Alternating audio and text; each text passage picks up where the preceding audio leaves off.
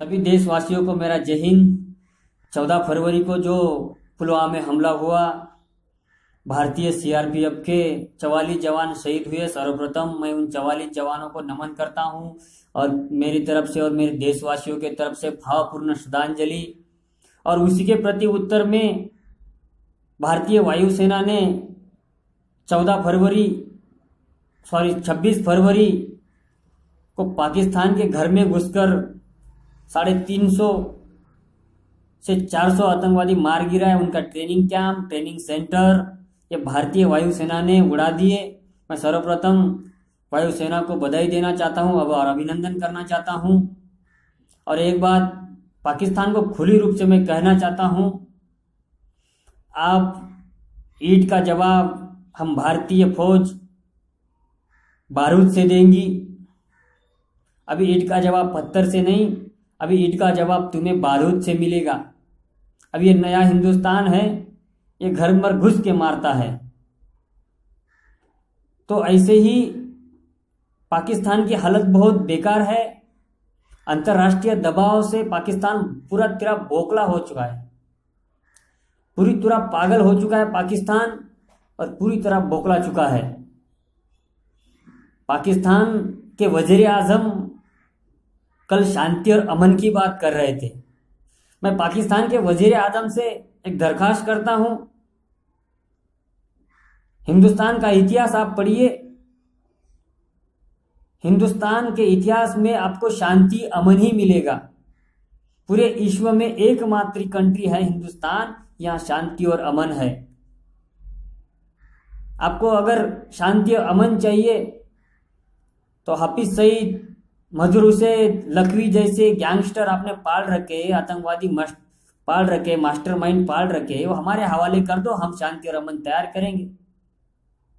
अगर आपको शांति अमन चाहिए तो सर्वप्रथम आतंकवाद पे बोलो, आतंकवाद खत्म करने पर बोलो, तभी शांति और अमन रहेगा।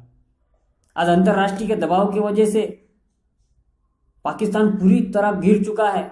वहां के वजीर आजम का स्टेटमेंट सुनो, शांति और अमन चाहिए। मैं तो कहता हूं वहां के वजीर आजम को, आप पहले आतंकवाद खत्म करो, बाद में शांति अमन की बात करेंगे। हिंदुस्तान आपके साथ है। अगर आप आतंकवाद के खिलाफ लड़ते हो तो हिंदुस्तान आपके साथ है, आप आतंकवाद के साथ लड़ते हो तो हिंदुस्तान शांति और अमन के साथ है। हमारे को लखवी चाहिए, हाफिज सईद चाहिए, मजहर हुसैन चाहिए, तीनों आतंकवाद हमको दे दो, हम शांति और अमन की बात करेंगे। देखो भाई, मेरा आज का टॉपिक सबसे महत्वपूर्ण है। आज मैं 15 दिन से लगातार सोशल मीडिया की पोस्ट, सबकी ट्विटर लगातार पढ़ रहा हूं, 15 दिन से कंटिन्यू। और सर्वप्रथम तो मैं सभी देशवासियों को एक विनती करना चाहता हूं, हमें चाइना या पाकिस्तान दूसरे अन्य किसी देश से डर नहीं है। हमें सबसे ज्यादा डर है हमारे देश में जो गद्दार हमारे खाते हैं और पाकिस्तान का गाते हैं, उन लोगों से सबसे पहले हमें डर है। सबसे पहले तो इनको खत्म करना चाहिए, इन गद्दारों को। जब तक इन गद्दारों के साथ कोई कार्रवाई नहीं होती तब तक ही ऐसा ही चलता रहेगा। मैं सर्वप्रथम सरकार का अभिनंदन करना चाहता हूं, जो अलगाववादी की सुरक्षा हटाकर बहुत बड़ा कार्य किया है। ये सुरक्षा पहले ही हटनी चाहिए थी अलगाववादी की। जो आज करोड़ों रुपया अलगाववादी पर खर्चा हो रहे थे सरकार के, ये अच्छा हुआ कि जो अलगाववादी की आपने सुरक्षा हटाकर, ये अच्छा, अभी इतिहास में आपका नाम निकाला जाएगा। बहुत ही अच्छा निर्णय लिया है सरकार ने अलगाववादी की सुरक्षा हटाकर। तो भाइयों, मैं आज मेरे मुंह से थोड़े तीखे शब्द निकलेंगे, क्योंकि मैं ये 15 दिन से जो पढ़ रहा हूं वो मुझे बर्दाश्त नहीं हुआ। इसलिए मैं आज सोशल मीडिया के जरिए सभी देशवासियों को संवाद करने की कोशिश कर रहा हूं। आज का मेरा मुख्य विषय है, सर्वप्रथम तो देश के गद्दारों को खत्म करो। और मेरा दूसरा विषय है धारा 370, यानी आर्टिकल 370 जब तक खत्म नहीं होगी तब तक इस देश में शांति और अमन नहीं रहेगी। धारा 370 क्यों लगाई गई, किसने लेके आई, क्यों थोपी इस देश के ऊपर धारा 370? हमेशा हिंदुस्तान को विवाद में रखने के लिए धारा 370 अपनी राजनीति की रोटी सेकने के लिए धारा 370 लाई गई है। वोट और नोट की राजनीति के लिए धारा 370 लगाई गई है, मेरा सीधा सीधा आरोप है।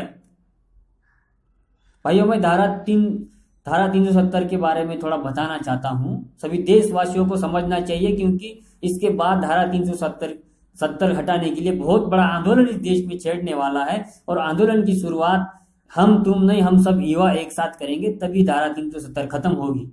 मैं धारा 370 के बारे में थोड़ा कुछ बोलने वाला हूं। सर्वप्रथम भारत स्वतंत्र हुआ 15 अगस्त 1947 में। तब भारत पाकिस्तान का बंटवारा चल रहा था।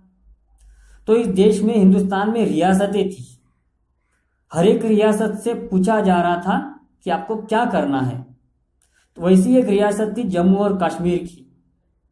जम्मू और कश्मीर के रियासत के राजा थे राजा हरि सिंह।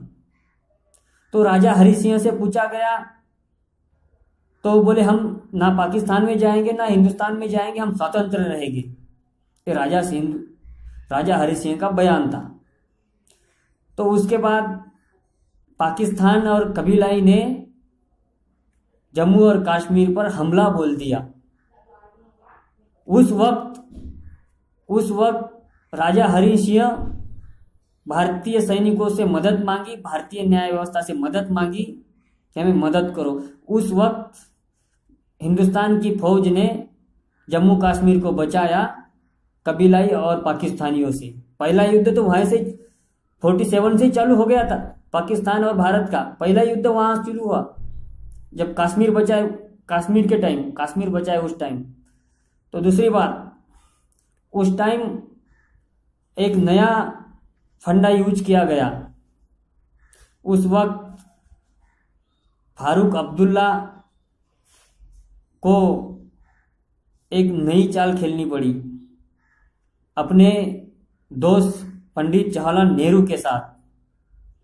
उनको राजा हरि सिंह को हटा रहे थे वो लोग, राजा सिंह को हटाना चाहते थे। तो इसके वजह से एक नई चाल खेली वहां पे।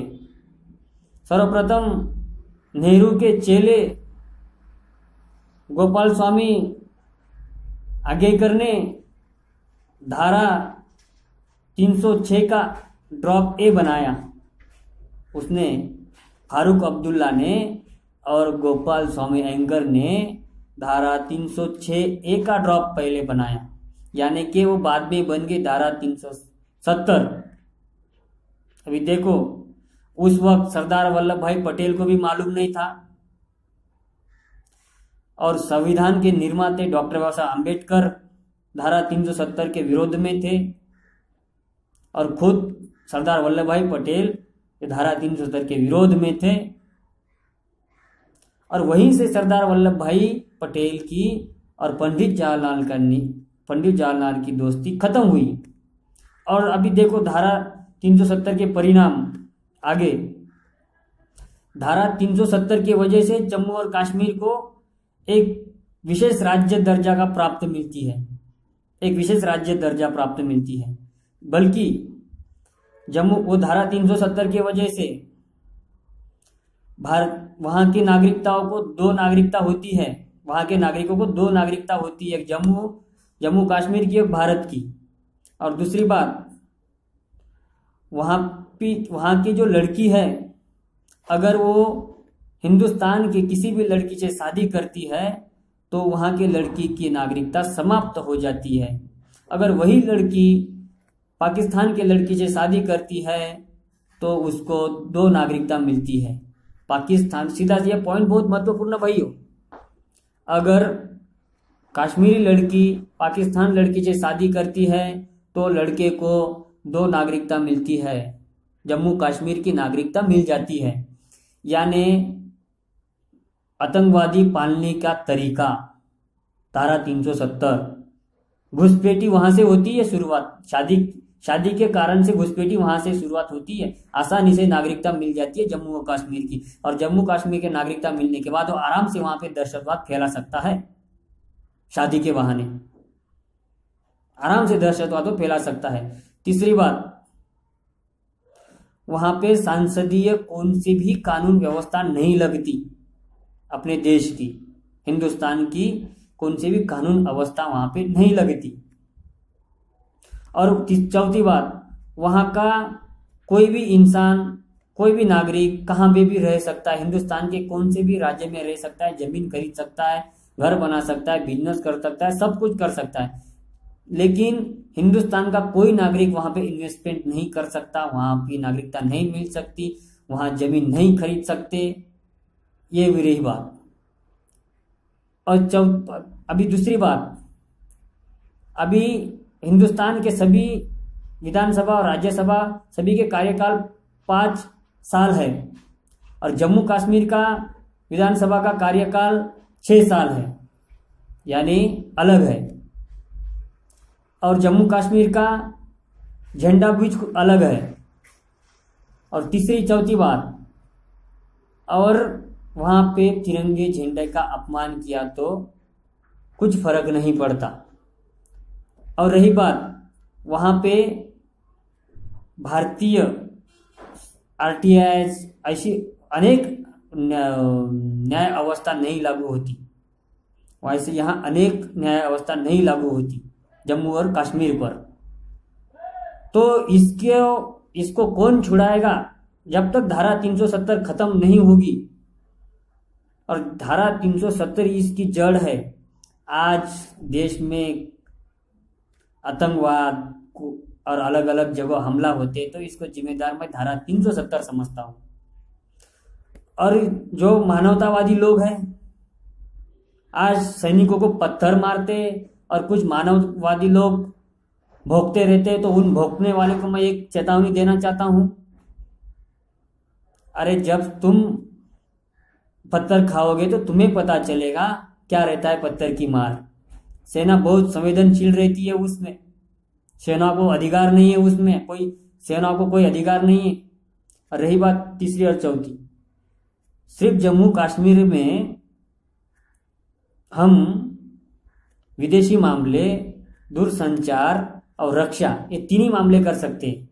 एक विदेश मामले कर सकते हैं, एक संचार और एक रक्षा, ये 3 ही मामले हम कर सकते हैं। वहां पे सुप्रीम कोर्ट का आदेश नहीं माना जाता, वहां पर महिलाओं पे शरीयत जैसे कानून लागू है, वहां पे हिंदू सिख को 16% आरक्षण नहीं है। तो बहुत बड़ी ये धारा 370 है। तो ये समय पर नहीं खत्म हुई तो आगे चल के देश में बहुत ही बड़ा नुकसान होने वाला है। तो जब तक धारा 370 नहीं खत्म होगी तब तक इस देश को सही में न्याय नहीं मिलने वाला है। अगर धारा 370 खत्म हुई तो भी देश को न्याय मिलेगा। और धारा 370 करने के लिए सभी को एक साथ आकर एकजुट होकर इस देश को बचाना चाहिए। जय हिंद, जय भारत।